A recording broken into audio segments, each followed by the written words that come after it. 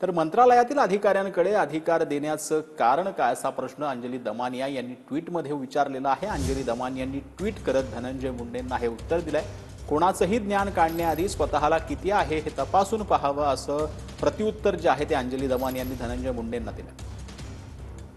अंजली दमानिया यांनी नक्की काय ट्विट केलं ते आपण पाहतो आहोत। आयुक्तांनी 13 सप्टेंबर 2024च्या पत्रामध्ये डीबीटी स्वरूपातच देण्यात यावा हे सूचित केलं होतं असं अंजली दमानिया यांनी आपल्या ट्विटमध्ये म्हटलंय। म्हणूनच आयुक्तांना या कार्यक्रमाचं नियंत्रण अधिकारी न करता सदर योजना राबवण्यासाठी उपसचिव कृषी यांना कार्यक्रमाचे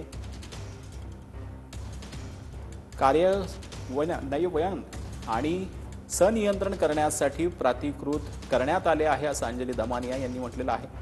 तर या सर्व पुरवठ्यांचे देयके उपसचिव कृषी यांच्याकडे थेट सादर करण्यात यावे असे नमूद आहे असं देखील अंजली दमानिया यांनी आपल्या ट्विटमध्ये म्हटलंय। असे अधिकार पहिल्यांदाच मंत्रालयातील अधिकाऱ्यांकडे देण्यात आले, यामागचे कारण काय असं देखील अंजली दमानिया यांनी म्हटलं।